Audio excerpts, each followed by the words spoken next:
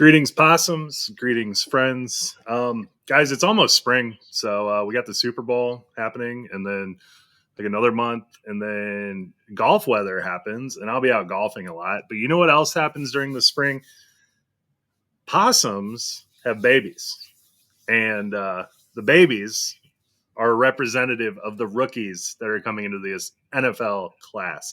So we're very excited to have possum babies. Sleeper already has them uploaded, and that's why we'll refer to rookies as from now on.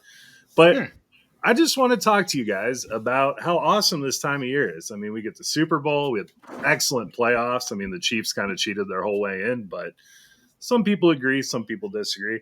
We got Chiefs Eagles in the Super Bowl.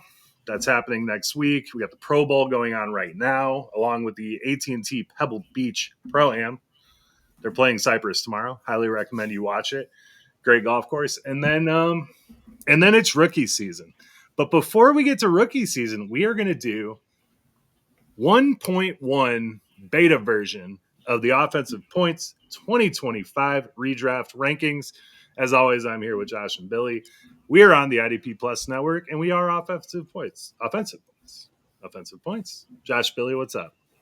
Speaking of offensive points, no, I'm just kidding. We don't need to start off with that. I think everybody knows what's going on in the world. No, dude, super excited to go with these rankings. Love seeing where everyone, at least within this pod, is ranking people. Honestly, I am shocked that we're so close and so similar. Of course, there are some huge variations, and I'm looking forward to diving deep into those. So, should be fun. Me too. Yeah, I feel like the way too early rankings. Obviously, we haven't really factored in the rookies as much because we don't know where they're going to land yet, which will affect probably some of these rankings. Probably not the top end, but some of the bottom end guys. But I feel like it's a nice little baseline just to go into this draft season and into especially Dynasty season, kind of seeing where we are at.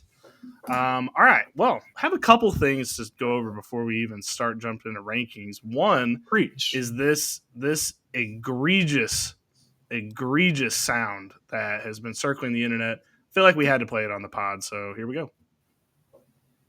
Jacksonville, the community, Duval. I don't know what Duval means, and I do know that they say it, but I know the county that they are in Jackson. Yep, Duval I know County. For a fact that is not said that way.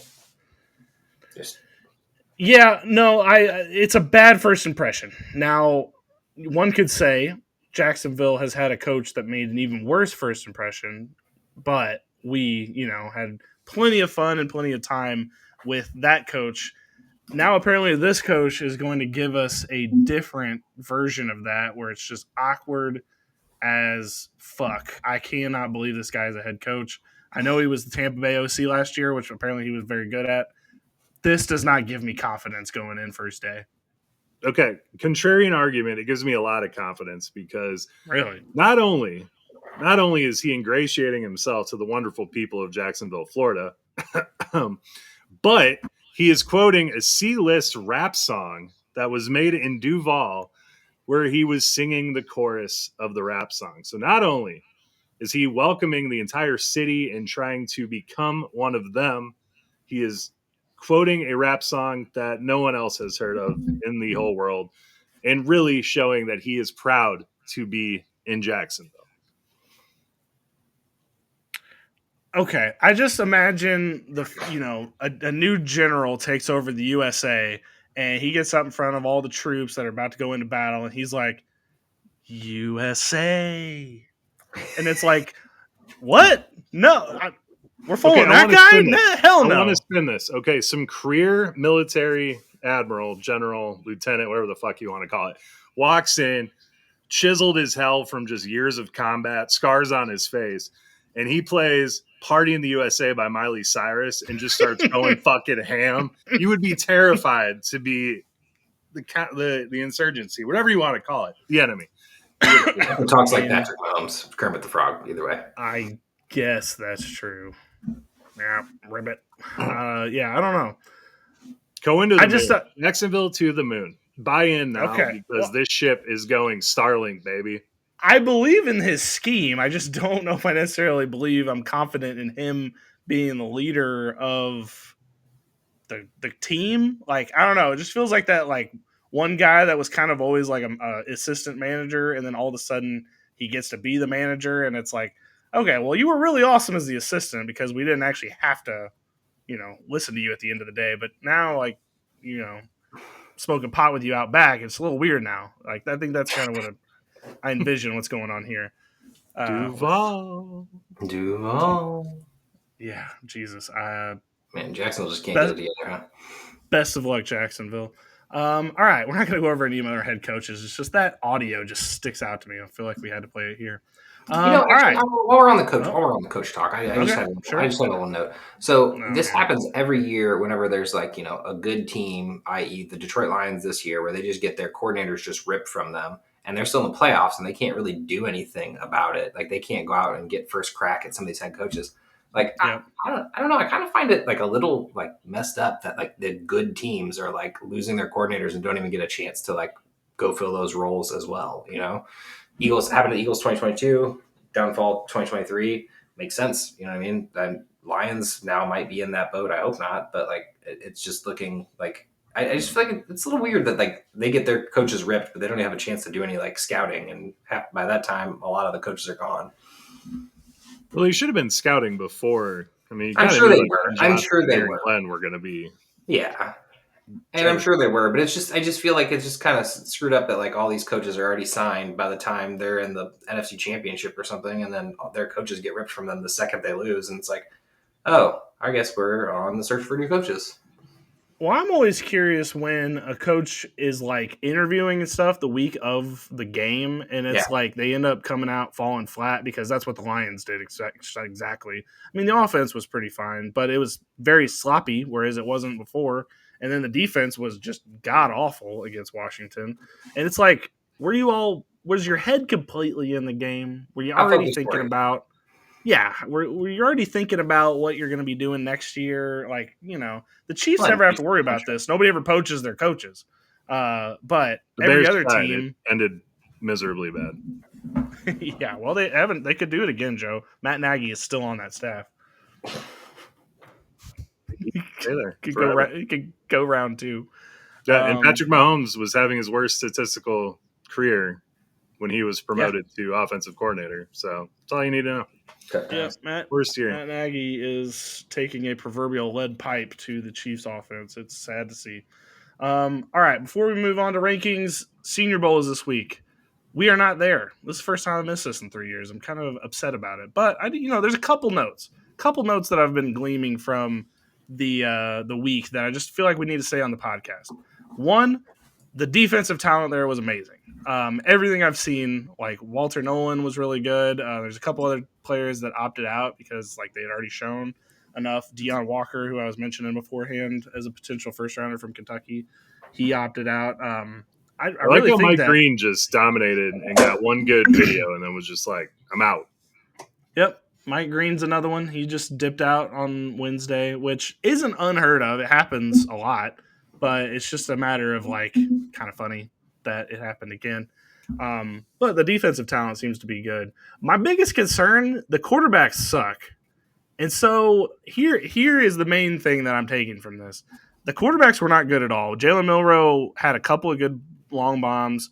He ran really well, and then he was terrible short and intermediate, which just that feels like Malik Willis all over again. And then a lot of people thought Jackson Dart. Huh? So Malik Willis is doing something now, though, to be fair. That's true. It's just at the time, when he got drafted, it was third round, which, I mean, Milroe might be that as well. But Jackson Dart was supposed to take a big leap this week. He hasn't looked like the best quarterback there. That tells me that we might not be seeing quarterbacks go as high as we have in the past. And that trickles all the way down to Shedeur and Cam Ward for me because there's nobody nipping at their heels. So you can take them later in the first round, and I don't think it's going to matter. So I think for the rest of this draft season, I'm off of the quarterbacks. I'm off. They're going to get drafted. I don't think they're going to get drafted number one. I don't even know if they're going to be drafted in the top three. I'm being real about that. I mean, I I kind of disagree on the top three. I could see Travis Hunter, who is probably pound for pound the most talented player in this draft. So Well, Abdul Carter's going ahead of him too in mock drafts now, and I totally understand I've seen that. it here and there, but I just don't see. There's too many QB needy teams in the top three. I mean, I don't know if the Browns are going to go for it. I was kind of thinking Travis Hunter makes it to the Browns because the tight ends really need a quarterback, but they've been doing this shit for 3 years. So like, I don't know. Looking forward to our next mock draft. But also, as I'm watching the Senior Bowl footage and stuff, I'm also getting the people that are high on the quarterbacks. I mean, people were saying that Jackson Dart did very well. I mean, Jalen Milroe had his shirt off, and people were comparing him to Jalen Hurts earlier this week. That's calm down. The same name.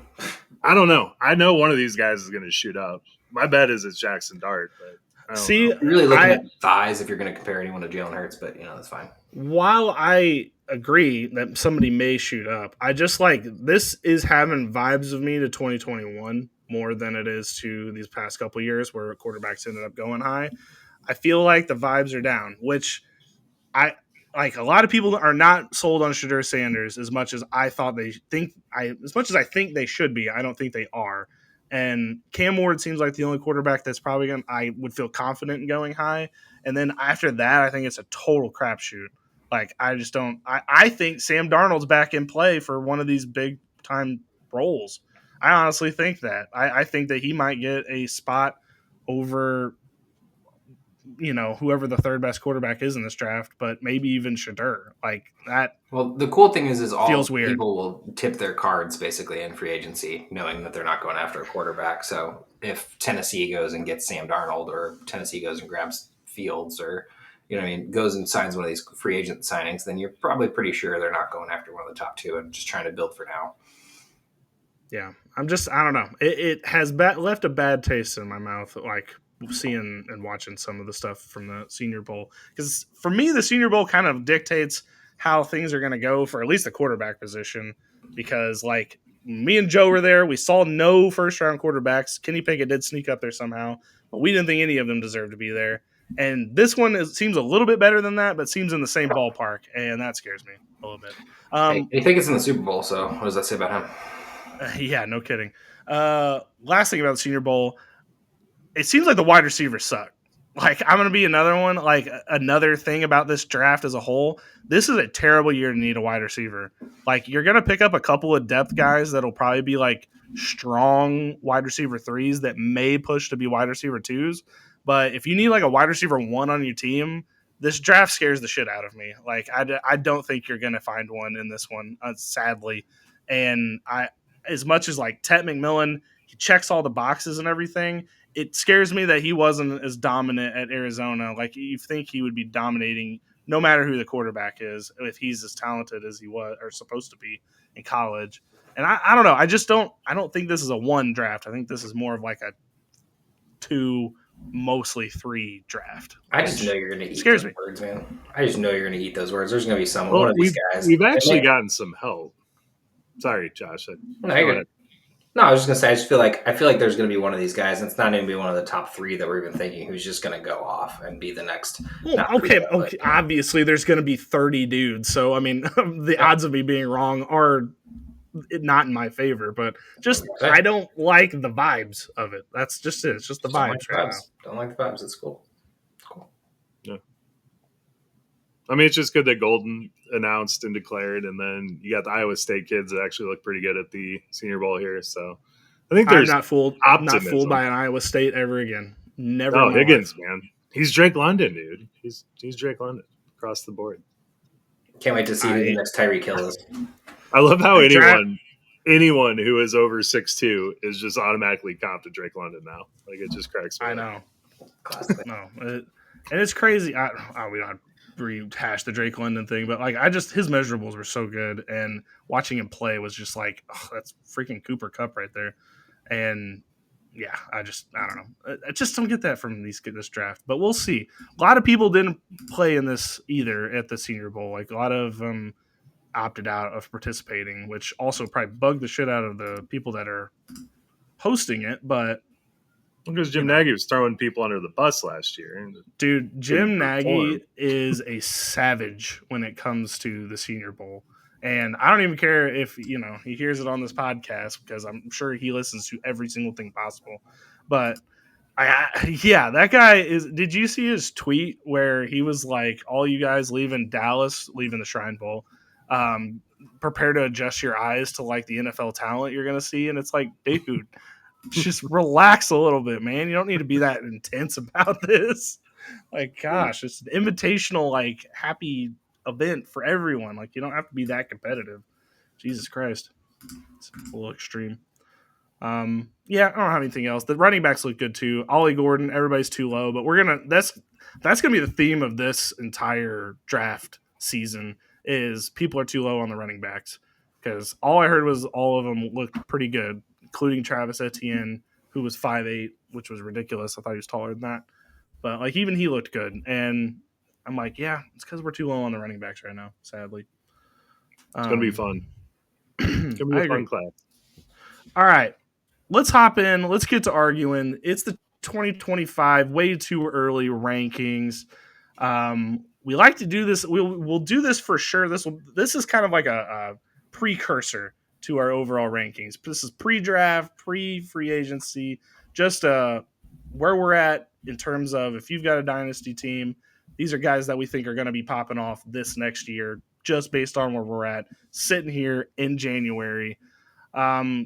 Guys, is there anyone right off the top here? Josh, do you want to read the list? I know you are a usual reader when it comes to Yeah, these. I mean, let's just read off the first round and just kind of talk about it. I mean, I don't think there's any like shocks here. Maybe we have some different variances here and there, but for the most part, this is our top 10 or top 12. So, first, Chase. Second, Saquon Barkley, CeeDee Lamb, Bijan Robinson, Gibbs at 5, Justin Jefferson at 6, Puka Nacua at 7, Amon-Ra St. Brown, Nico Collins, Devin Achane, AJ Brown, and Malik Neighbors to finalize the top 12. Well, all right. So I think we should just start at the top. Me and Joe went Jamar Chase as 1. Josh, you went Jamar Chase at 2 with pretty much flip-flopped where we did, you did Saquon Barkley 1, we did Saquon Barkley 2. I honestly don't care which one of these two guys I get. Like, yeah. I will be fine either way. The way I like to build my teams, I usually like to go wide receiver first, but if I end up with the number 1 pick in a draft, it's just going to be what I'm feeling that day, to be perfectly honest. I mean, they're practically the same guy. We got wide receiver 1 and running back 1. So the thing about them is both of them can hit the home run ball.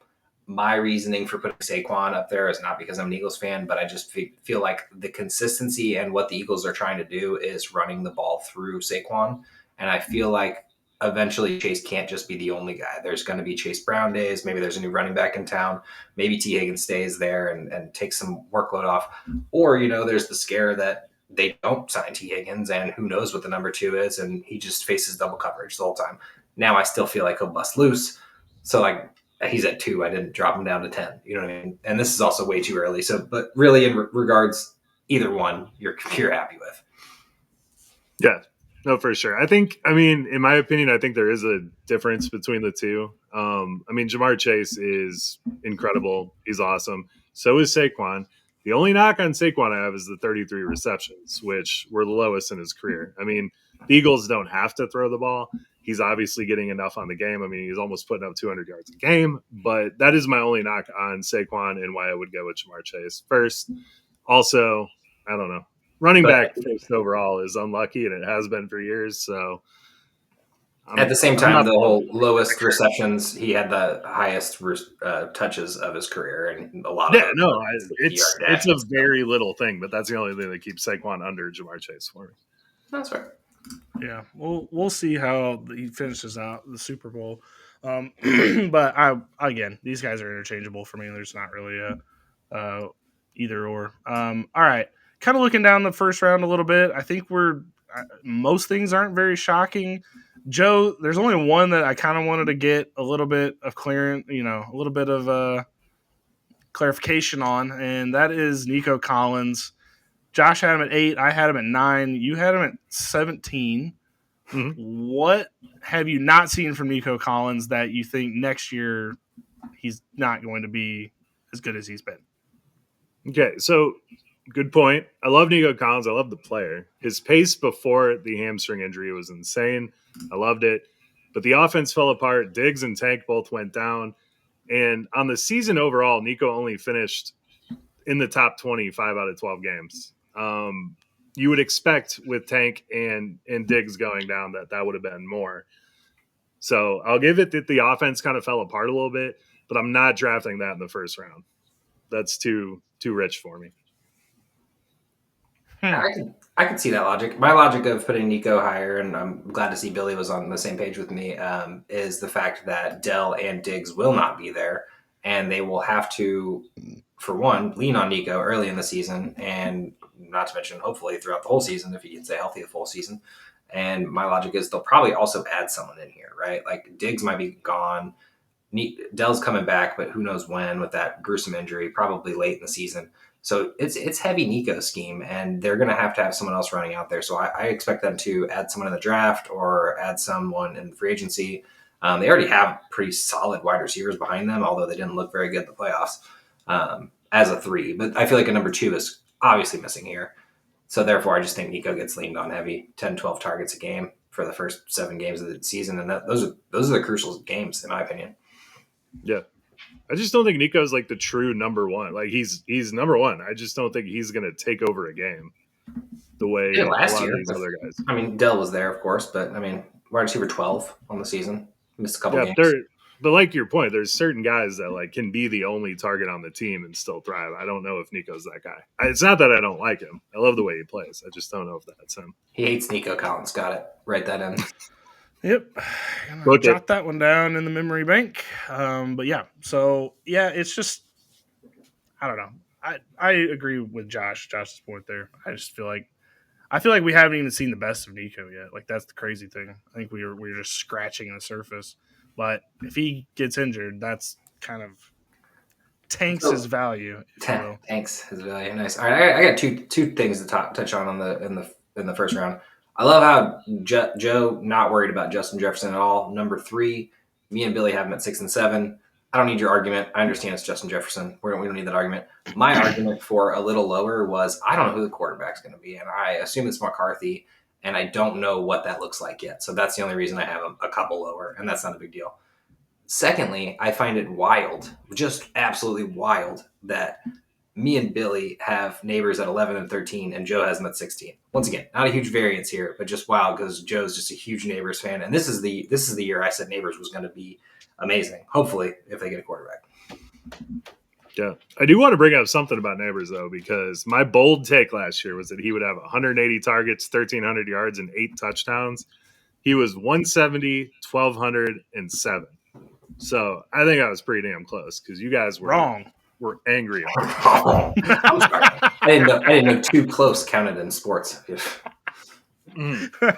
You were more right than I thought you would be. Let's put it that way. Dude, the way they leaned on Neighbors was wild, and that was with terrible quarterbacks. Imagine an actual good one going there. Like, honestly, imagine, like, and I'm not saying Sam Darnold's good, but imagine Sam Darnold going there and just, like, turning this, because that team is not missing much. An offensive line and a quarterback, essentially, and then a couple other pieces here and there. Defense is fine. The sheer talent around the position players is amazing. So, if you guys are good, I'm going to go ahead and read the second round. Go for it. So, starting off second round, Jonathan Taylor, Brian Thomas, Jonathan Taylor Thomas, top 2 there. Breece Hall, Christian McCaffrey, Josh Jacobs, Derrick Henry, Bucky Irving, Kyron Williams, big running back run there. Jackson Smith and Jigba, Drake London, Terry McLaurin, and Brock Bowers to finish out. Which while I was doing these rankings, I kept finding myself lumping and chunking running backs together and wide receivers, and I was like, I would draft this guy over this guy, so like I'd have to split it up. But it's kind of wild that we have 6 running backs right in a row. So, looking at the first round, if you end up with one of these wide receivers, you potentially have a really good chance of getting a running back in the second round. Although, if you don't, you're gonna have some troubles because I really feel like a drop off comes after this. Yeah, a little bit so. As far as the variance goes, so we have Brian Thomas at 14, wide receiver 9. I am at 11. Joe has him at 13. 19, Josh. Why are you out on Brian Thomas? 21, actually. 21, my bad. You made it bright highlighter yellow 21. so I can barely see it on my screen. There's just something. There's something here that I like. Obviously, what he did was amazing this year, but he was also missing Christian Kirk. We have a new coach coming in. We have new coordinators. We have new everything. Like, this whole team is stripped. Also, all of his stats, or at least a big chunk of them, was at the end of the season when he was really the only healthy receiver running routes. 10 targets, 12 targets, 14 targets, finishing out the year. Yes, he's a rookie. That's when he caught a stride for sure. We can make those arguments. I feel like as I was looking at rankings, I kept wanting to put him lower than what I actually have him at. In a second round, like late second round, I'd be fine with grabbing him. To bank my season on a guy to go in the first, this is the first round. You're talking about Nico's too soon to buy. In my opinion, this is too soon for me to buy. And it's nothing against Brian Thomas. I think he's a great football player. I feel like there's too many variables right now at stake for me, and seeing him at 11 in rankings and stuff, and I'm not talking about you, Billy, or you, Joe. I was seeing him all over at like 10, 11, and I just feel like that's that post-rookie hype. Yes, he finished wide receiver 4 on the year. He had a great season, but once again, there's a lot of trash time, a lot of junk at the end of the season when the season was lost. I just feel like I want to see this team as a whole first before I'm judging Brian Thomas in the first round. So my argument here is I think Brian Thomas is going to win people leagues next year. I really think that, because at the 11 to 13 flip-flop, the perfect time to grab Brian Thomas. Like, you grab him and then you grab whoever your next strongest person is.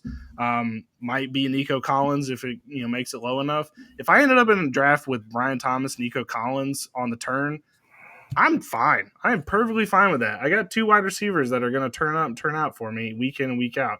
And I'm going to feel great about it. There's not going to be it's not that they're necessarily going to win you a bunch of weeks, but these are not the guys that are going to lose you weeks. Like, you're going to lose your weeks from whoever you take later, but those 2 guys are just going to have solid floors the whole year.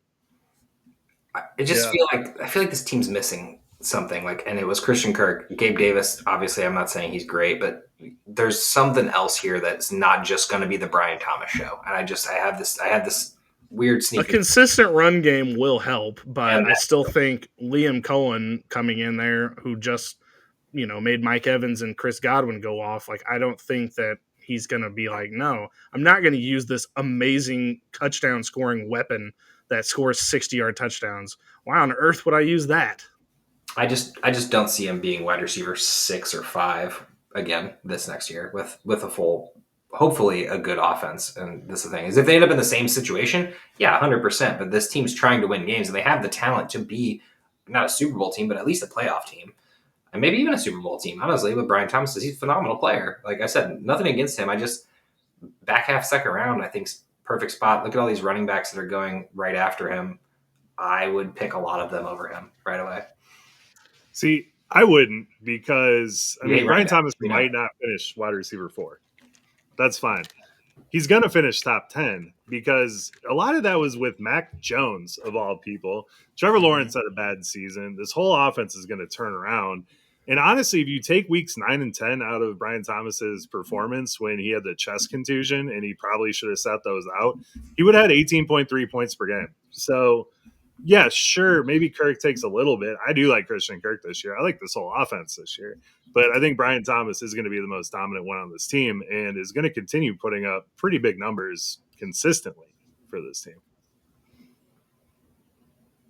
It's fine. I think more like 5 to 6 for 80 yards and a touchdown is like his normal game. And I'm saying, like, not every game, but like that's his, like, oh, he had a good game. He got 14, 15, 16 points, 20 points, misses that touchdown. The other thing this defense isn't just going to get better this year. So, I think there are going to be a lot of shootouts where they have to score points. I seen Brian Thomas at 10s everywhere, and I'm just like, I'm not touching him in the first round. And I'm hoping that autocorrects. This is also just right after the season. Rookie had a good season. Makes sense. Well, and free agency will mean a lot. Like, if they have Christian Kirk there, that may variance it a little bit, as opposed to if he's gone. Then it's like, well, okay, this is the Brian Thomas show if we're just dealing with rookies at that point. But we'll see. So that's one that we can go on. We don't have to spend a ton of time on this one, but it is interesting how the differences and it's Christian McCaffrey at 16, Josh Young at 23, Joe 11, and me at 18, sort of in the middle. It's just, I don't know what we're getting. Like, on one hand, you take him and he wins you a league. That's one end of the spectrum. And then there's another one where he only plays like 4 games. He looks like ass. He looks like old age Austin Eckler or something. Probably won't look that bad. That's Austin Eckler still looks fine, but he did not look like what he looked like that last year. And sure, maybe that's kind of, I don't know. I just like, there's too much variance right now to where I just don't trust it. And 18 is probably where I would feel the most comfortable, even though I don't even know if I'd draft him at all. He probably wouldn't even be on my list to draft. Yeah, and I honestly, there was nothing. I love Christian McCaffrey, and when he plays, he gets 20 points in fantasy football every single game. That's what he does. I just don't know where to put him. Like, I put him at 23, and I was like, he can't make it out of the second round, basically. I was like, there's no way. And honestly, he'll probably end up being drafted in the first round because we'll have a lot more clairvoyance at that point of what's going on with his health. But at the same time, we thought we did last year, and people still got to draft him 1 overall, and then they told him game 1, he's actually got an Achilles injury. So who knows what happens? Obviously, this is like one of the biggest fluxes of like, if he's fully healthy, yes, he goes up the board. If we still have no clue what's going on, I think he stays right about here. It's Christian McCaffrey though. Yeah. I mean, like right at the end of the first round is like, I have him 11. No. That is like the ultimate end of the first round pick for me because you can back him up like real quick with someone else. Like if you want McCaffrey and Brian Thomas or McCaffrey, Derrick Henry, something like that, you have a really good stack. And if he hits, your team is going to be absolutely unbeatable at that point. So this is actually what Saquon went. Well, Saquon was projected to go at least. And in every draft I was in, he went like 8th, 6th, 5th, like so. Joe, this turnaround with you and old running backs is just it's a sight to behold. I love it. Which kind of brings me to the next one that I'm going to mention briefly because I'm way, way apart from you guys. And that's the aforementioned Derrick Henry. Josh has him at 13. Joe has him at 10. I have him at 29. Yeah, why? The fallout's never going to happen, Billy. You just need to understand that. I know he's a cyborg, and I know that he's even fighting off rust at this point, which is insane. Like you think eventually, like the body wears down, you replace it with metal parts, the metal parts start to rust, and eventually those fall apart. But no, that's not even happening. It can't go on forever. It just can't. I'm sorry. I drafted him this year, and I felt great about it. It took me to the playoffs. There's just no way I would take him in the first round or even the second round and feel like I'm going to win a championship with him on the team. There's just no way he makes it through the whole season at whatever he's going to be, 34, 35. Like it can't happen. There's no way. So this stretch of running backs here that we've just talked to about 2 of them it goes Breece Hall, McCaffrey, Jacobs, Henry, Irving, Kyron Williams.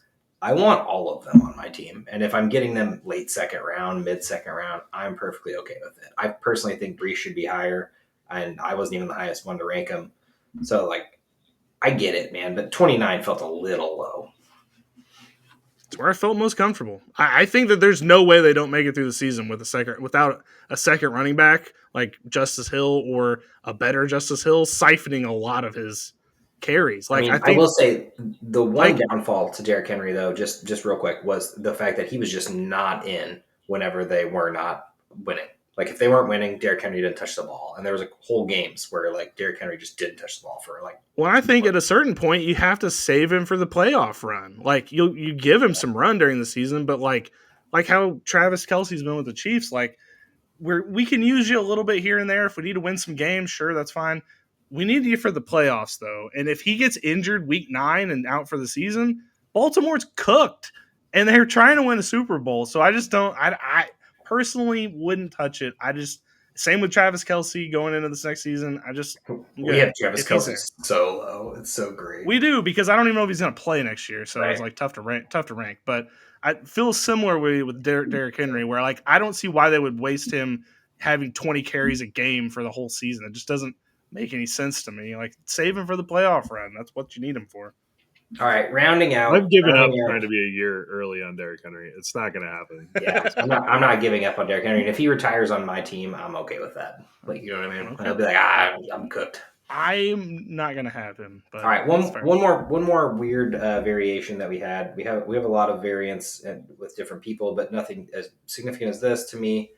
JSN, Joe has him at 26, which really isn't a huge variance. I have it at 18, Billy has 19. So it's 9. Me and Billy are pretty sold that JSN should be early second round. Joe, or late second round, mid second round. Joe has him early third. Any particular reason there? This is before the DK Metcalf news of maybe being traded. This is me just seeing what he did at the end of the season and just the sheer breakout a year two. I mean, the talent is there. In Grubb, we trust. We're sticking with that. But he was wide receiver 20 in points per game. I understand that like he looked really good at the end of the season, and DK Metcalf's fucking cooked. Hopefully he's off this team.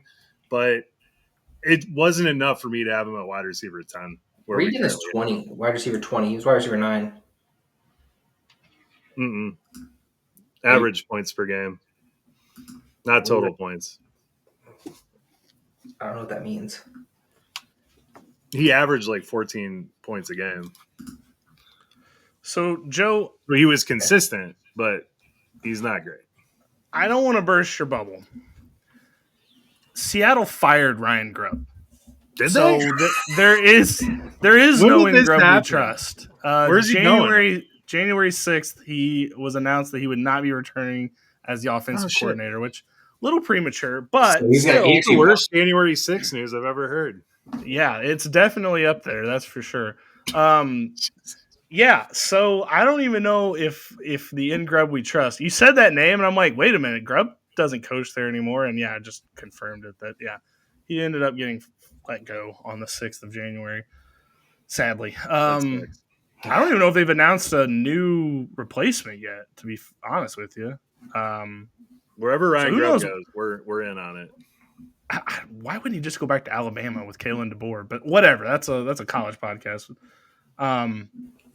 Yeah, so I guess we'll see what happens there. I don't know. I like JSN, but I don't know. JSN averaged 14 points a game.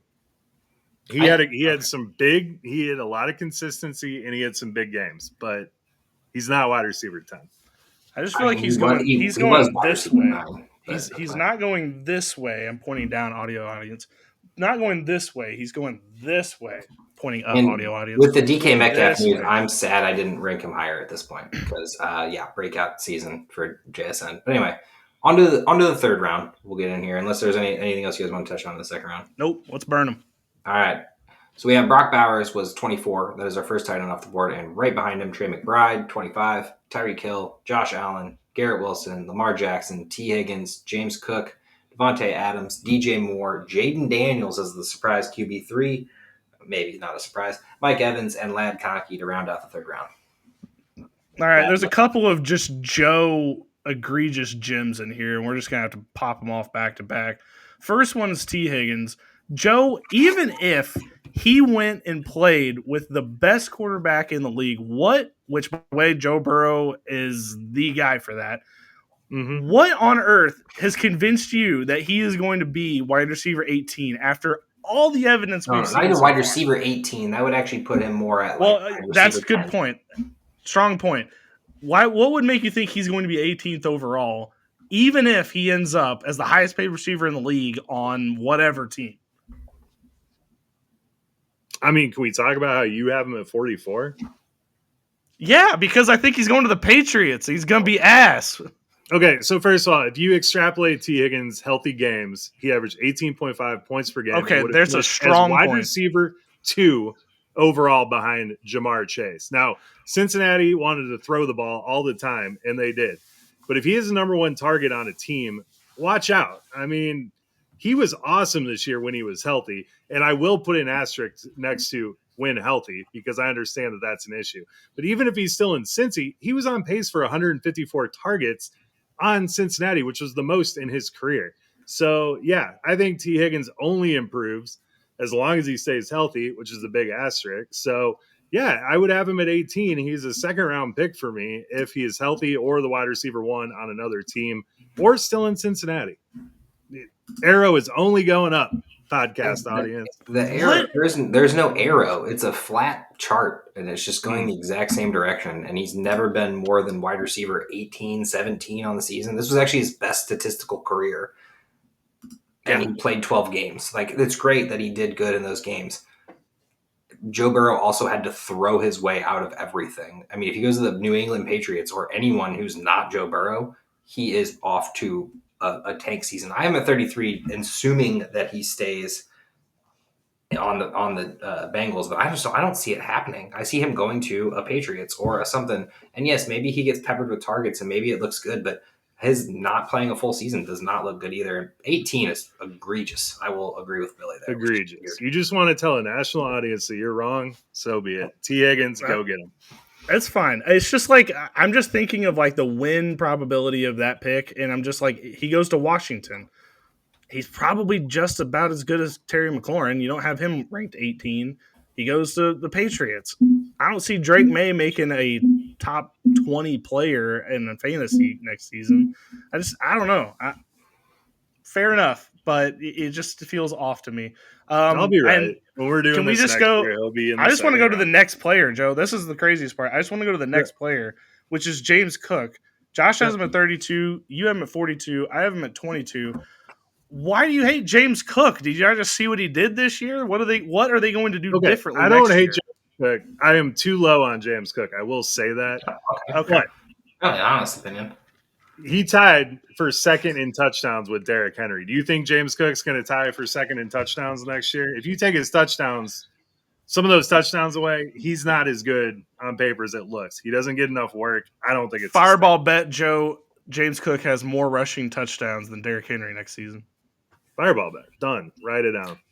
You know what's even more wild? I'm actually not going to get in on this one for once, which is weird. But you know what's even more wild is James Cook had 6 touchdowns last year, finished as running back 12. This year, 16 touchdowns. 18. Well, 16. Oh, sorry, 18 total touchdowns. My apologies. 16 rushing touchdowns and finished as running back 8. Yes, there's a split workload here, but we're talking third round, and not to mention he is the lead back if there is one.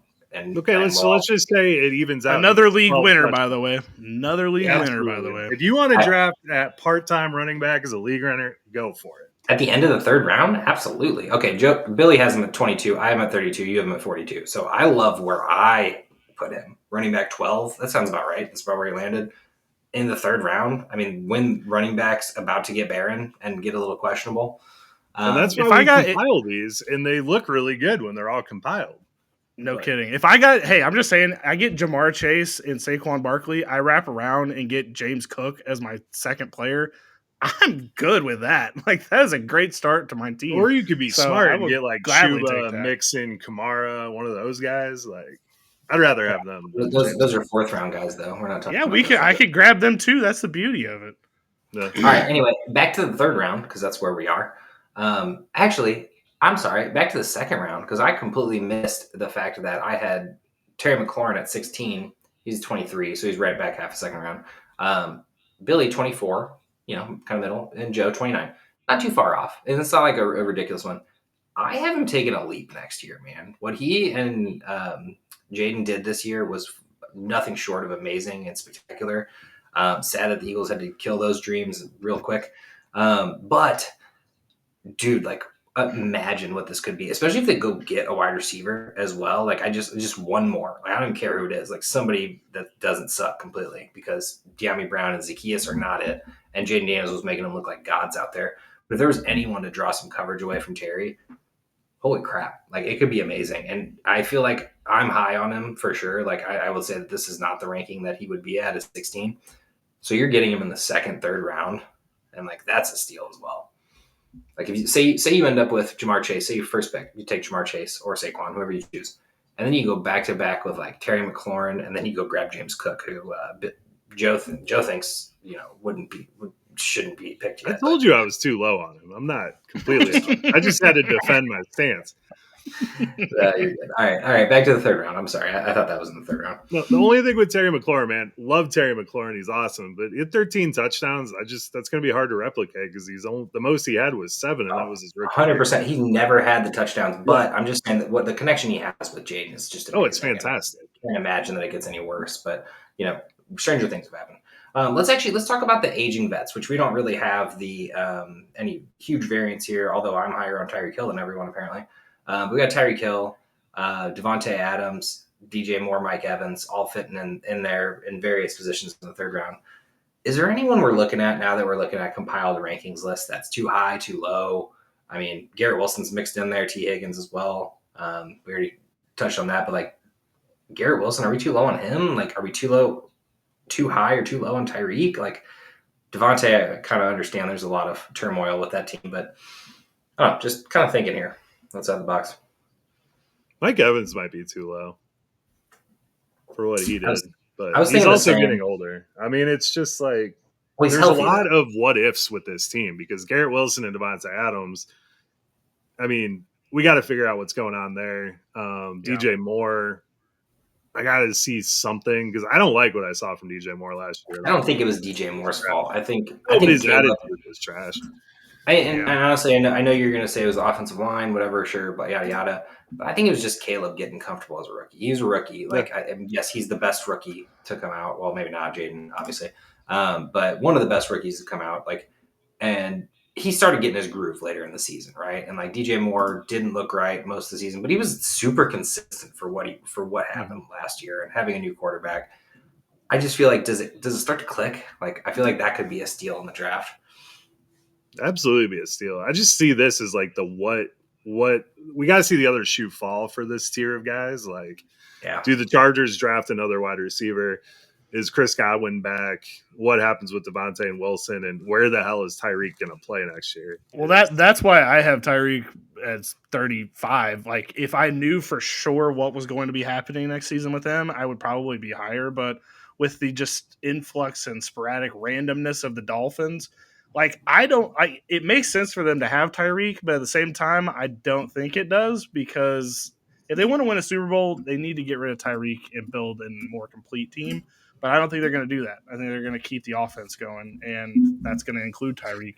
I mean, I feel like at the very least, what they get to do here is they get to sell jerseys and they get to have their offense is fun to watch. Like when it's at full health, you got A-Chain, Tyreek Hill, Waddle, even Tua slinging balls around. I mean, their team is fun to watch. I get it. Like it's hard for them to take off Tyreek, but I can understand why Tyreek wants to like, hey man, I thought this was going to work. It hasn't, and I'm proud of him for sticking out as long as he has. Especially after this season, like I could see a jet here, but like where does he go then? Like that's I don't know, a little strange. But anyway, give Tyreek Hill to Justin Herbert, please. Oh, that'd be amazing. I gotta see that. Harbaugh wouldn't do it, but it would be fun. Or Trevor Lawrence. Like sounds awful on paper, but like could be amazing. Oh, CJ Stroud. Oh, that'd just be unfair. That would be nice. I would like that. Would unlock Nico and let Tyreek Hill really do what he does. I think we'd have one of our first in a while, at least top 10, 2 wide receivers, top 10. All right, just touching on, just to wrap up the third round, I want to get at least to the fourth round here. But we do have our first quarterbacks: Josh Allen, Lamar Jackson, Jaden Daniels. Is anyone shocked that Jaden Daniels is number 3 here? No. Okay. I mean, because just based on what we saw this year, injury is the only thing that's going to take him down. But that you could say that about any of the quarterbacks. I mean, honestly, like it's the same situation. But if we're ranking this just based on what they're going to do on the field, he has every right to be number 3. Yeah, he is Josh Allen light. That is, dude. Honestly, I'm not gonna lie. Watching him play Lamar Jackson light too. Watching him play though, he looks so little. I just hope he gets bigger. Like I was so worried he was going to get injured when he was terrifying. Playing. Every time he ran the ball, I'm like, see, I would agree, but he look what he did. Like he did it. Like he succeeded. He avoided a lot of sacks. Took a lot of sacks in the Eagles game, but I think he was like trying to press the gas a little bit. But like most of the games he plays, not a lot of sacks. Doesn't get touched a lot. That's pretty important for a guy that's built like him. Carry him through the whole season all the way to the NFC Championship. Like shit, if he's already figured that out, like why not take the safety off? Yeah, always rock the gun with the safety off. All right, fourth round. Chuba Hubbard starts it off. Jalen Hurts, Joe Mixon, Alvin Kamara, Kenneth Walker, George Pickens, Zay Flowers, Jordan Addison, Devontae Smith, Joe Burrow, Marvin Harrison, and George Kittle. It's fair. It's fair.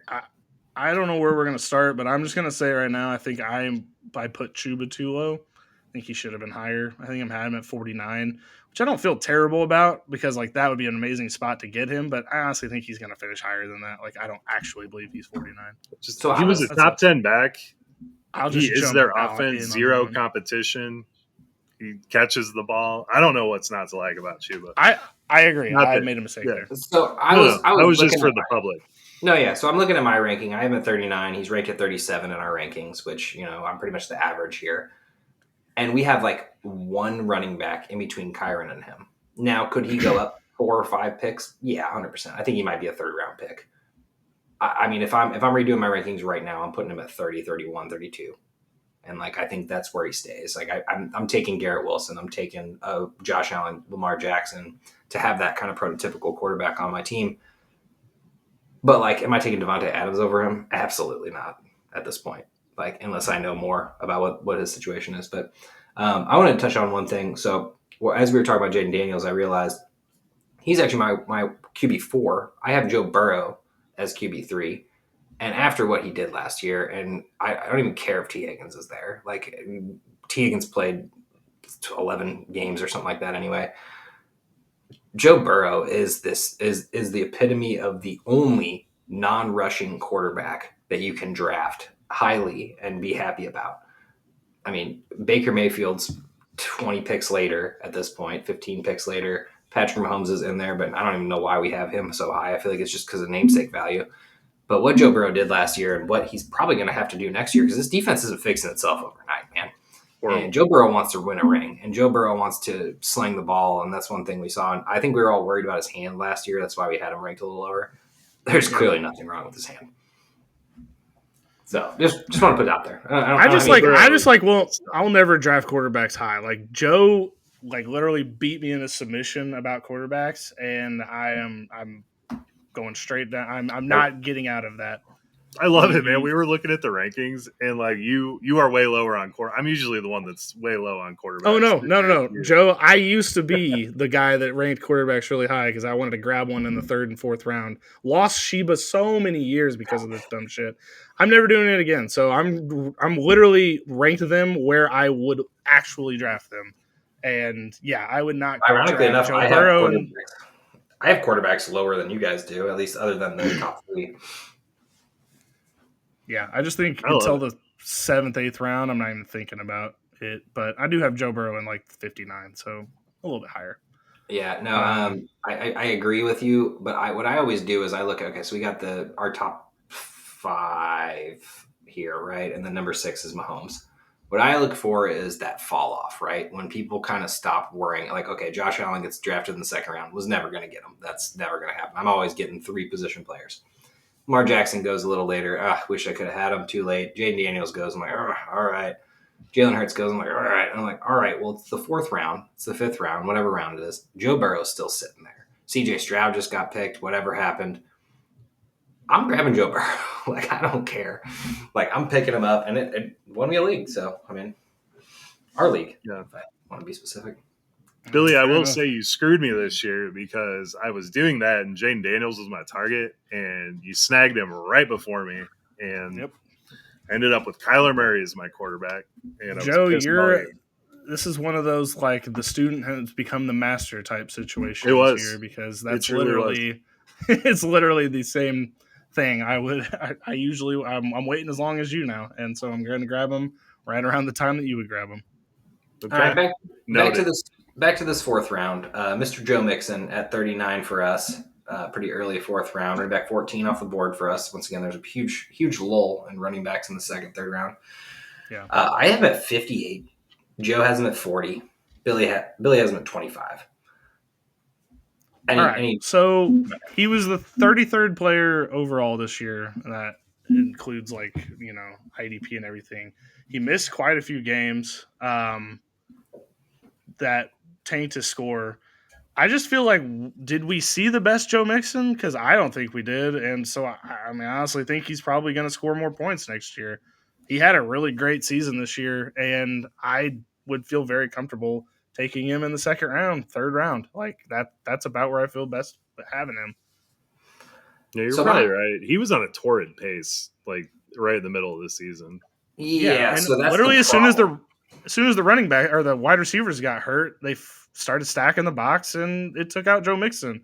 I can't say that that's for sure going to happen next year. Like, how could we bet on that happening? Well, because we know that none of the wide receivers are going to be there. That's why. They have new wide receivers, you know. They're going to bring in new players to play. They're not just going to be like. I don't think they're just going to be like, "Hey, Nico, you go out there. Everybody else kind of just hang around." No, they run a win game. CJ Stroud's on a rookie contract. Let's go build a team. Like, they're going to be aggressive. My issue with Mixon is that he's been the exact same player his entire career, which is fine. There's nothing wrong with it. I could say that I'm a little low on him, sure, but I just, for one, don't think he's getting 14 touchdowns again. I don't think that that's happening. I think if you're looking Why? He doesn't have anyone to share the workload with. And I think that's the problem. I think that Pierce is going to be gone soon. We're gonna be looking for someone to take over the throne. Mixon was not the answer long term. They're going to partner someone with Mixon. We talk about this amazing running back class. I think this shatters the glass ceiling of Joe Mixon, unfortunately. There's a running back on this team. I just feel like, again, we're way too low on Joe Mixon. He's going to end up doing the same thing he did last year. I think Joe Mixon has been one of the most undervalued players of all time. Like, honestly, like, nobody likes Joe Mixon. I don't understand why. Like I said, I think I'm too low on him after doing my rankings, seeing where he landed and what's going on here.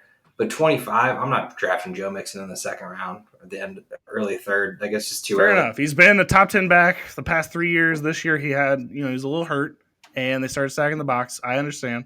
So that left him in the RB 13, 14, 15 range.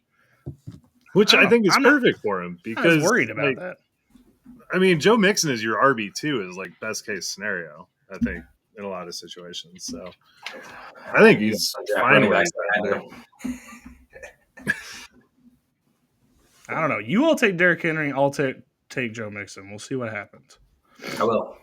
Fireball that. Yeah, I'll do that. Fireball that. Derrick Henry scores more fantasy points.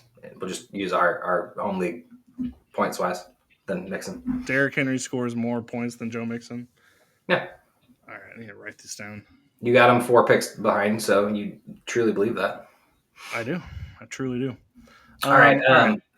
Sorry. No, that's fine. If you had one ready to go. Well, yeah, I was just going to cue you back up for why you love George Kittle. 39, 60, 50 for me and Joe. Not respectively, because I said that stupidly.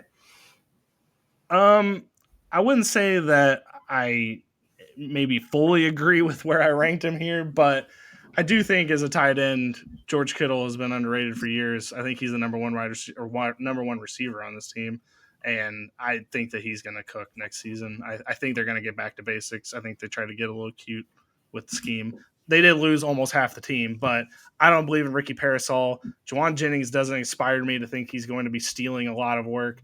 And between the Ayuk Debo Samuel thing, like one of those two is not going to be there. So give me all the Kittle. I believe this year's my year that I believe.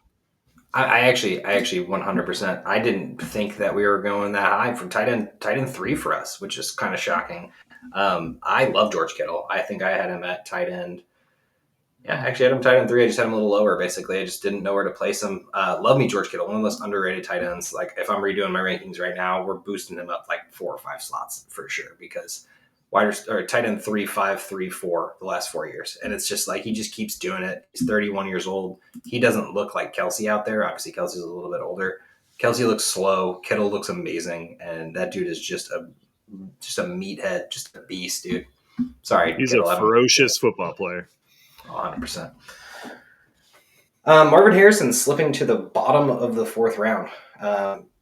Joe has him lower than us, but like honestly, like it didn't change much. But like, how do we feel about Marvin Harrison? Just like we hate him. Dynasty love redraft. I would not feel great if he was my first wide receiver. Well, I think he's going higher than this. This is the problem. We have him at the back of the 4th round. Like, he's going higher than this. There's no way he doesn't. So, like, realistically, 3rd round, probably the latest he's going. It's our job to help people. That's what this offense runs through James Conner and Trey McBride. That's what it runs through. That's what it's going to be next year. Marvin Harrison is a great football player, but he's going to be a wide receiver 2, wide receiver 3 every game. It's not going to be wide receiver 1. It's not happening. Billy said, "It's our job to help people." I'm just being honest. Just being honest. Billy, you actually had him highest, which is hilarious, but it was by 1, so it's not that big deal. It's just like it felt wrong to put him too low. Like we all had him in the 4th round. It was just very well. Joe a little bit further, but all right, Just give me all the McConkey over Marvin Harrison. Just people of the earth, hear me. Let's do the 5th round, and then we can touch on just anyone we missed. How about that? Or anyone we have a weird discrepancy with. Any bones to pick. All right, so starting off the 5th round, Chris Olave, Jameson Williams, David Montgomery, Tyrone Tracy, Patrick Mahomes, James Conner, Isaiah Pacheco, Cortland Sutton, DK Metcalf, Chris Godwin, Chase Brown, TJ Hawkinson.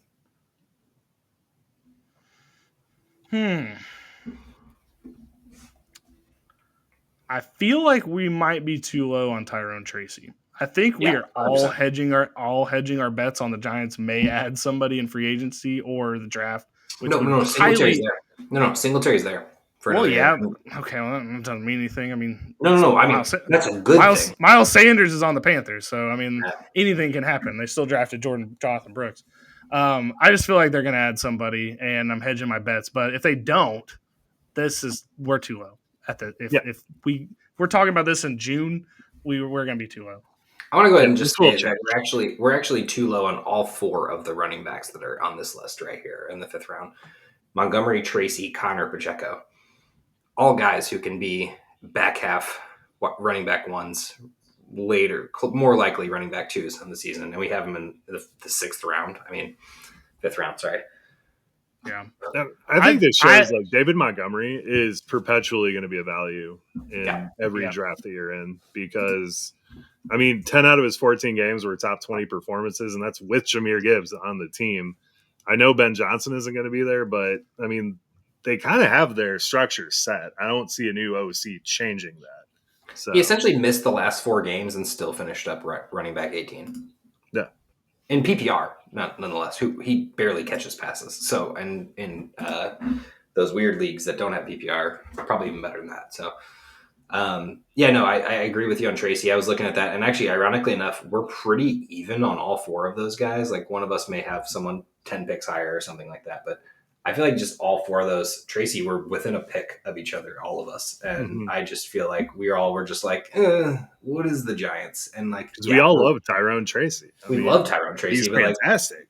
It's hilarious that we all, and this is why I love the rankings, because there's times like this where like we just get the exact same thing, and we're all like, like maybe, like I think. I also think surprising here is Joe, who hates Jameson Williams. Sorry, dislikes Jameson Williams and doesn't think he belongs in the league. Nope, sorry, that's Mike Williams. My bad. It's his brother. But no, he's actually the highest on Jameson Williams, which I kept wanting to put him higher and higher, but there's just so many good wide receivers out there that, like, sure, some of them are going to flop. Like, it might be George Pickens, it might be Zay Flowers, it might be Devontae Smith. I mean, he's been kind of, hit and miss here and there.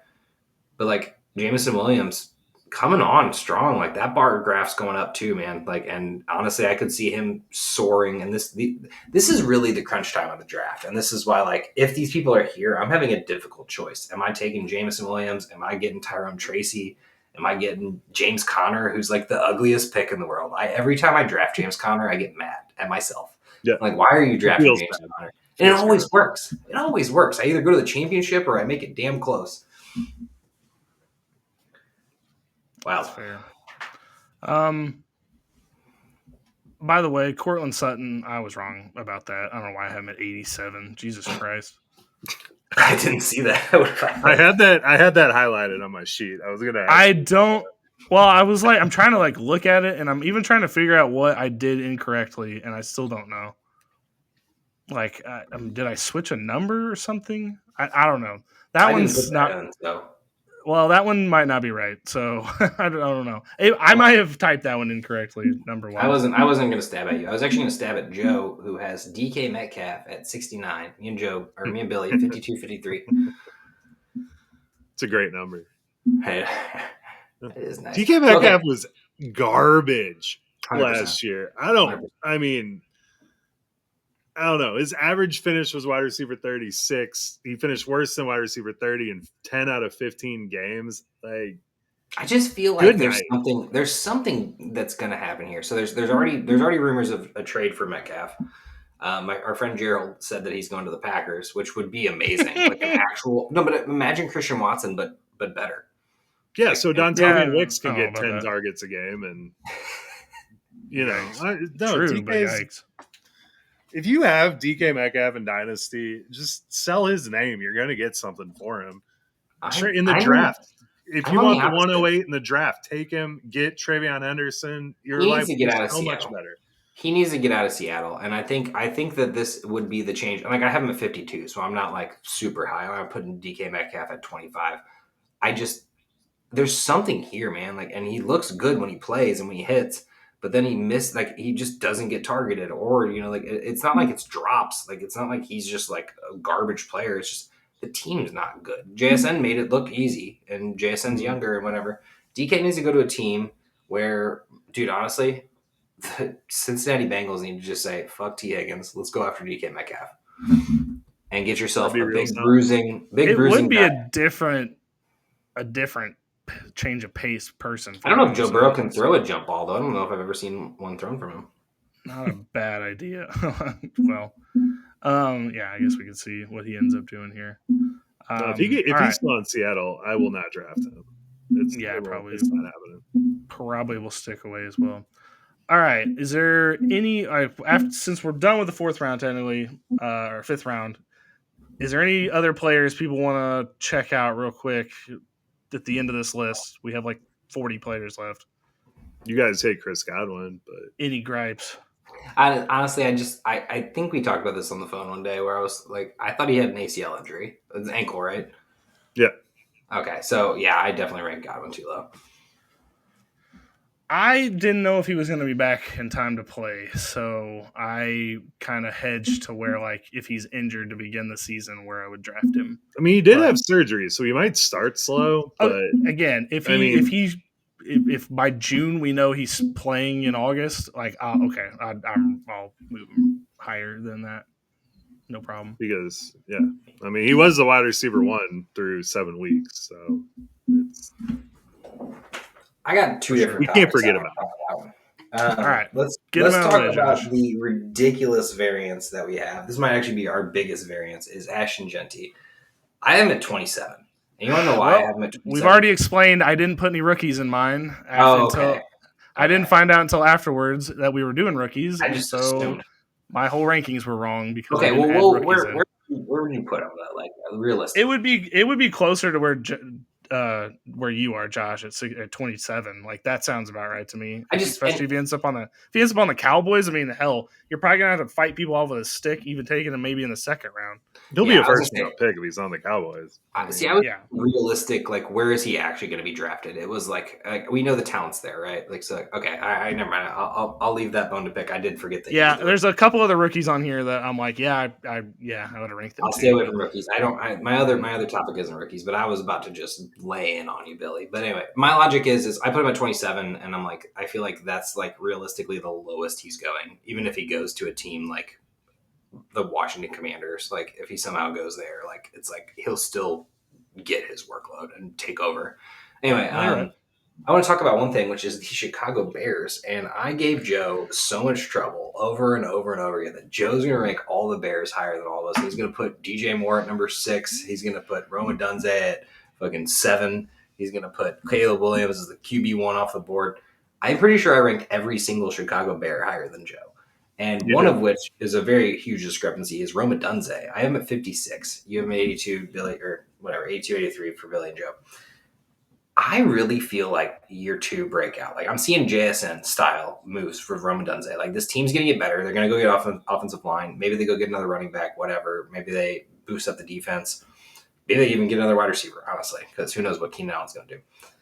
Roma Dunze has formed something with Caleb Williams, no matter what. Like, there are 2 rookies who came into the league together. It didn't look like super great, but no one did on the Chicago Bears. I mean, it wasn't great. But I have him 30 picks higher than you guys, and maybe that's not where he ends up going, but that's where I'm looking at where he's going to end up at the very least. I think you're right about Rome. You absolutely are. The reason I have him there is I am just convinced they're going to re-sign Keenan Allen. I mean, Keenan Allen had 8.2 targets per game last year. If he's not there, Rome Odunze is going to kill it because Caleb looks for him in situations all the time. Like if the game's on the line, he's looking at Rome Odunze. He's not looking at anybody else. So if Caleb Williams or Keenan Allen is not there, Rome is going much higher, and I will have him higher in my rankings because I believe. My only thing with Rome is that it's not necessarily his fault, but there's just certain players in certain situations where I just need to see it first, and he is a guy I need to see it first. So like I just don't. If he is amazing next season, I will be on board forevermore. But if I just right now, I'm keeping my heart guarded as far as the ranking goes for him. I just feel like as bad as that season was, to come out of his rookie season with 700 yards was just wild. It didn't. When I looked at it, I was like, he got 700 yards. I didn't even realize. Didn't feel like it. And then secondly, on the Bears topic, Joe, you did actually rank Caleb Williams 2 slots higher than me. So there's one Bear that you ranked higher than me. But the other one's DeAndre. I can't believe it. Whoa. I can't believe y'all are taking Caleb Williams in the 70th pick. He is the king, like the literal poster child for a guy you take in the 10th or 11th round when everybody else has gone off on the quarterbacks. You snag somebody late. That is exactly what Caleb Williams is. Like, what are you guys doing? That's way too high. It's not that I'm taking him there. That's where I think people are taking him. Once I get to this part of the draft, I'm like, I got Tua 2 years ago. 2 years ago, I got Tua in like the 14th round. Tua 2 years ago is going to be better than Caleb Williams is this next season, and I got him that late. I would not be taking him at that price. That is way too expensive. What Caleb did at the end of the year, though, was pretty impressive, and I think that's what everyone's going to look at. He came on at the end. I just feel like, and man, I hate that I've become this person. Y'all are just way too high on quarterbacks. I mean, Jesus Christ. You have Justin Herbert up here, too, in the top 100. He's not going in the first 10 rounds of a draft. It's nuts. There's no way that's going to happen. His name will get him there. The thing is this is what happens in drafts is people go grab 3 running backs, 2 wide receivers, a tight end, a quarterback. That's what happens in drafts. Maybe it's even 2. They fill out the roster. They have to fill out the roster. That's what they have to do. It feels like a checklist. It feels like they haven't checked that box yet. And if Jordan Love goes and Jared Goff goes, someone's grabbing Caleb Williams and Justin Herbert. Nobody's waiting. I'm not saying I would. I guess you're right. I just we have got to be better than home leagues, and this is what home leagues do. You'll have Bo Nix up here too. Like, what 100%. No, this is exactly how home leagues go, though. By the 8th round, but we don't need to be like we are elevated above that. I'm trying to come up with realistic draft rankings. Like just because I'm not going to draft, I'm also not going to draft 12 quarterbacks. I'm just putting them there because that's where they fall. I mean, I'm just looking at this, and I mean, we're way late. We don't have him ranked in the top 100, but Dak is going to be my target this year, 100%. I mean, we have him at QB 16, and Billy barely had him ranked. He's the only one who actually had him ranked. There's going to be 12 quarterbacks gone, and then there's going to be that one guy that snags another stud quarterback and has 2 quarterbacks, and then it's because we all put it's Dak Prescott. Sorry. We all put our last 4 quarterbacks in differently, and that's why we have 16 quarterbacks and 109 picks. But anyway, back to my actual point, Mister. I'm going to yell at you for putting Bo Nix in there, who had a phenomenal year and is only going to be better. DeAndre Swift. Everybody hates him. Everyone hates him. I have him 20 picks higher than Joe, or 15 picks higher than Joe, and 10 picks higher than Billy. I think where he lands is perfect, 70-ish. But oh my God, everyone hates DeAndre Swift, and it was not his fault last year. Like everyone just assumes that DeAndre Swift is just going to be bad. Almost got 1,000 yards rushing on a team that couldn't do anything, like for at least half the season, and lost 10 straight games. Like I mean, DeAndre Swift was not the problem. If this offensive line gets better and this passing attack gets better, DeAndre Swift gets better.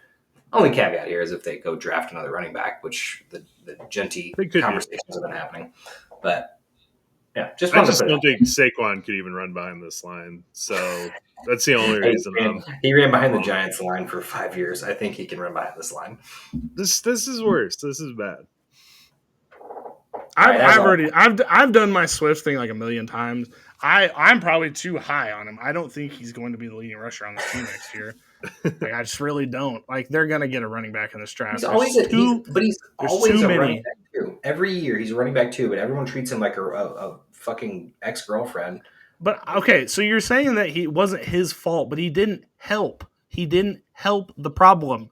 That is a problem. Like you got to be there and try to do something to help them.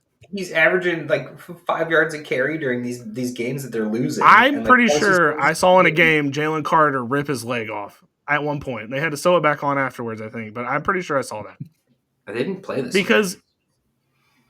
Jesus Christ. Okay, my bad. Someone got his leg ripped off. Just trying to make a joke. All right, I'm gonna nominate one here, guys. Josh pouring water on the podcast. Explain to me how Jaden Reed is not a shittier Deebo Samuel. Go. Billy, go ahead. I feel like I've been talking. No, it's not that I believe in Jaden Reed. I just think the Green Bay Packers do. Are they going to bring in a wide receiver? I doubt it. I really do. Like, I think they should. I don't think they're going to. I think they believe in this, and I think they think that Jaden Reed is going to be awesome. And for a point in the season, he was doing very well, and then he just hit a proverbial wall. But that wall is also that Jordan Love sucks, and we're not going to get to that point for a couple of years, but they're going to still let him air it out and try to make this work. And I think Jaden Reed is going to be a guy that you're not going to be happy you drafted him, but he's going to make up. He's going to round off a team. All right, man. He's literally finished wide receiver 25, wide receiver 29. We have him ranked at wide receiver 35. Thanks to Joe. Yes. Okay. But let's just scroll up a little bit because you only brought him down so much because the rankings at the end were a little weird. So where he would have been as wide receiver 22 or 32, which is still worse than he's ever finished. So yes, no, I think Jaden Reed, where I have him ranked, is perfectly fine. Like I think 60-ish. 66. We both have him actually at 66.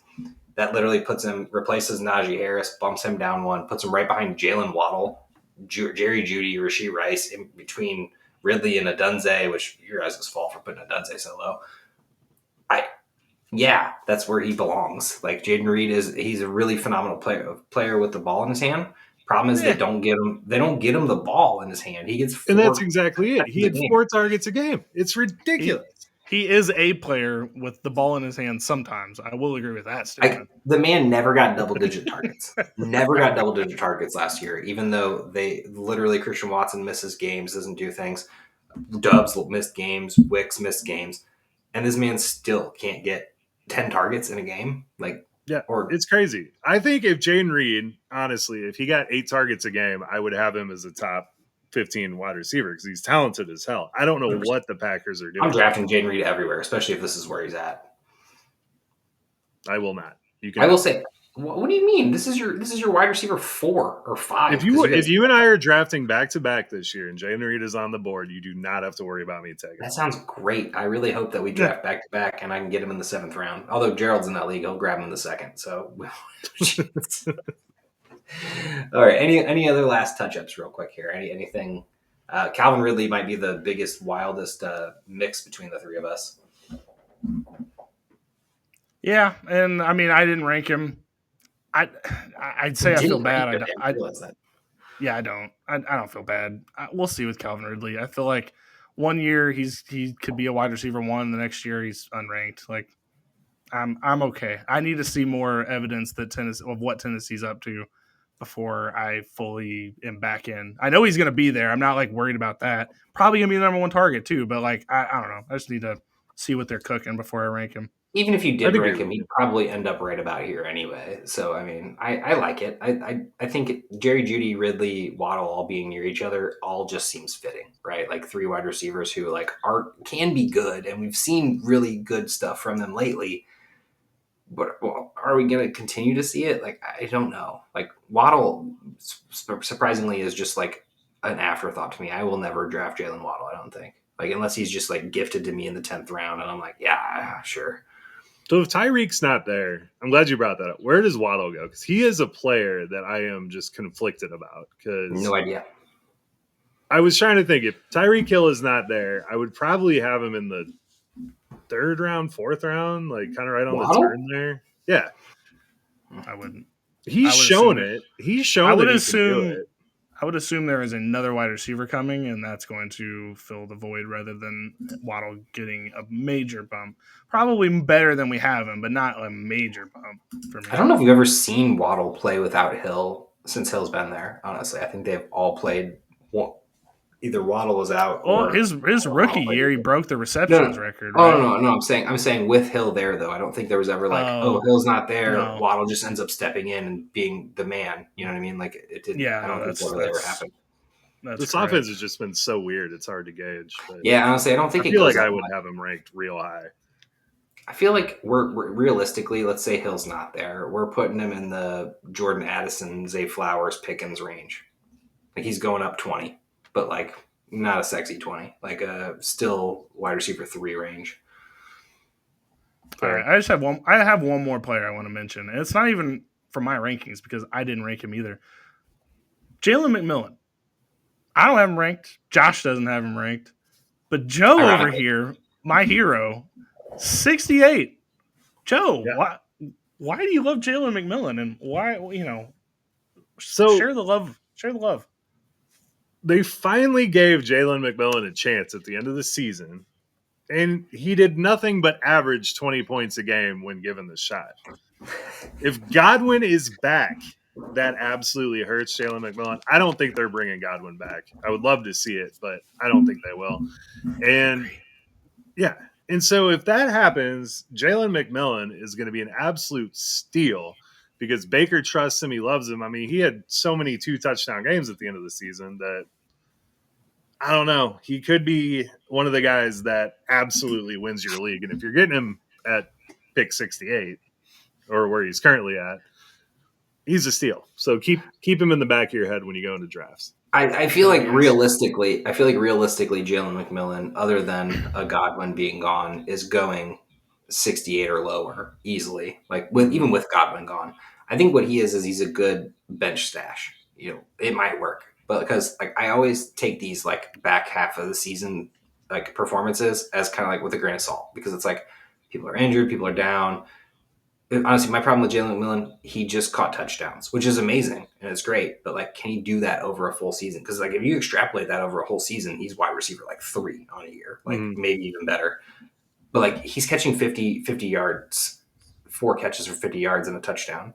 Like that's what kills me. Is like I can't draft that to like be on my team because if he goes and gets 4 for 50 in a half-point PPR league and doesn't get that touchdown, I'm screwed.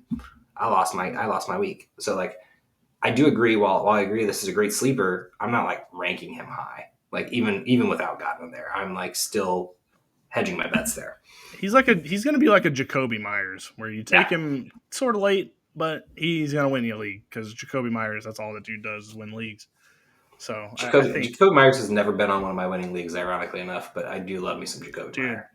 3 of my teams that I've won in redraft, it's not because of Jacoby Myers. But he was on the team, so it's tough to say that he wasn't. The only one who didn't rank Jacoby Myers, by the way. I know, because I like to keep him a sleeper. Don't worry. I've never drafted him in the top 100. I've never drafted him in the top 100 any of the years I've taken him, and probably won't again this year. I'm just trying to help the people here. Okay, all right. Realistically, Joe's the only one. Just one more, and we'll end this. I'm sorry, I just keep seeing like fun facts. Joe's the only one who ranked Christian Kirk. Assuming he's healthy, like 65. I mean, that's maybe a little high, but like 6th, 7th round. I mean, if he gets the Godwin role, dude, I mean, off to the races. That's true. I like Christian Kirk. Him and Pittman are the same guy, right? Like it's like, love to see you do better, but like you're fine whenever you're on the team. Like he's definitely a wide receiver 3, wide receiver 4. Great fill-in, but can have upside. My problem with Kirk is that I don't know if he's going to be on this team. There's like a certain pool of wide receivers right now that I'm like, are they going to be on the team? He's one of them. Him, Chris Godwin, Michael Pittman. He's another one. I think I even ranked Michael Pittman though, but like he's in the same boat where I'm like, is he going to be on the Colts next year? Like, I just think there's a certain pool of guys that I'm just not sure of, and he just fits that criteria for me. Where I don't know, like Christian Kirk with the Jaguars, I would be high and to the moon almost. But if he's not with the Jaguars, I don't know because I don't know where he's going to slot in. If he's in Houston, for example, like I don't know, be interesting. Yeah, there are a lot of question marks, but if he's in Jacksonville and he has that Godwin role, I'm all in on it. See, this is why I love this one specifically because it's way too fucking early to have this conversation. But yet somehow we're all like in agreement on certain players, which is just wild. Like Tony Pollard, 79, 88, 74. Xavier Worthy, 87, 89, 64. Like Billy a little higher, sure, whatever. Like I'm interested in Xavier Worthy. By the way, and this is just another one. I know that you all hate tight ends and you're like done with them. I put Mark Andrews in like the 5th or 6th round. You all didn't draft him at all. I don't think Mark Andrews is dead because of his playoff thing. Like he's gonna either end up on another team or have a similar role next year where he scores touchdowns. Like I don't know if we should just completely write him off. Yeah, so and then he completely proved me wrong and proved everyone wrong. Like literally, I dropped him. It was probably one of the worst drops I made the entire season, and because of that. And I know I agree with you that it was a bad start to the season, but if they're not going to trust Likely or he goes to another team, like I think he should be a lot higher than not drafted in the top 100. I'm pretty sure Andrews actually did get a touchdown in the one game I needed him to get too, because I played him with Trey McBride out. Could be wrong. He's very inconsistent, but I actually did rank him. I actually ranked him as 101 because I was like, it felt weird leaving him off. So that was actually not a fault. But I was like, Evan Ingram, Mark Andrews both need to make the list. So I did 101 rankings. But yeah, I agree. That could be higher. But like, honestly, the fall off this year, he looked sluggish. He just didn't look like him and Travis Kelce look very similar throughout the year. Just didn't look like they were there. They didn't look in shape. Like it's easy for me to say who's not in shape either, but like it's wild to me like how he was out there, and then all of a sudden he would catch a 40-yard pass, and like I'm like, holy shit, okay, so he does have something left. I just want to see where he goes before I put him in a ranking. That was one of those things. It was like if he goes to some team that doesn't need him, like, So, like, what's crazy is, like, Travis Kelce and Mark Andrews were sluggish this year. Tight end 5 and 6. Yep. I'm gonna give you a peek behind the curtain for me this year, and this could change. Okay. There is Brock Bowers, Trey McBride, George Kittle, T.J. Hawkinson, and Jonnu Smith, possibly Evan Ingram. If I am drafting one of those 6, and it's going to be fairly early, and I am just if I don't get one of them, I am going to take the last tight end on the board. Really hoping that Trey McBride slips to past the 30, so he can be number 31, so I can just keep him on my team. I just feel like there's a tier. The tier is Brock Bowers, Trey McBride, George Kittle for me personally. Like that's the tier. Then you have the Hawkinson, Jonnu Smith tier. And then after that is where I get to the Mark Andrews, Laporta, Kelce, Njoku. Like I think all those guys. And people are going to take tight ends earlier than 10th or 11th round, I think. Yeah, no, it's for sure. Tight ends are dead by like the 7th round. Like you're running into hopefully you got a sleeper. This is the year you take tight end in the 3rd round.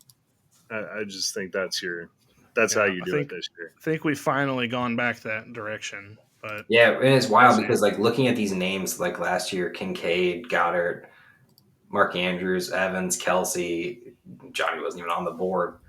And like, there's so many names, there's so many players, and it's just like I still think Evan Ingram's the target, right? Like he's like the spot where you can get him. He operates like a wide receiver. He's the tight end target you want. That's not one of the top ones, in my opinion, and he ends up as the top one all the time. And Jake Ferguson could get up there, but I don't know. Well, Kyle Pitts could, Isaiah Likely could, Tucker Kraft. No, Tucker Kraft definitely could. He was like Joe. You're not winning. You are not winning your league this year without Bowers, McBride, or Kittle. Just put it on a sound clip. I think it'll be helpful, but I don't think it'll be the deciding factor. And also, there will be a new Jonnu. You know what I mean? No, that's true. There won't be. All right, let's wrap it up there. We have been here for an hour and a half. Thank you, everyone, for sticking it out there with us. We will not be having a podcast next week. We are going to take Super Bowl week off. Nobody wants to hear fantasy football talk during Super Bowl week or draft talk during Super Bowl week. So we're going to take the week off, let everybody else, there's going to be so many podcasts dedicated to what can the Eagles do to stop Patrick Mahomes? What are the Chiefs going to do to stop Saquon Barkley? We'll just let those podcasts have a week. It's good. It's all good. So we're going to take a week off. We'll be back the week after that, though. I think with another mock draft. I can't remember. I just sent you all a schedule. Let's just say it's forgotten what it is. It does sound fun. It is 2-round Dynasty startup draft. Interesting. Love that premise. We'll see where it goes. All right. All I got. Do you guys have anything to say? 2 weeks off? Happy about it? Go Birds. Okay. Yeah, love that. I think the Eagles are going to win. Josh thinks the Eagles. Well, he thinks the Chiefs are going to win. I chose the Chiefs. Oh, by the way, Joe, you owe me a fireball shot because your bracket got busted. That's true. I have a shot somewhere around here. No, you already did yours. You sent a video of it. Oh, I did. Oof, boy. Man, I was not. We're not going to talk about it. All right. Joe, who do you have winning the Super Bowl? Eagles. Fuck the Chiefs. Okay. All right. Well, that's a wink, wink, all the way around Eagles win. So we know what's going to happen now because it happens every season. Joe, get us out of here. Good night.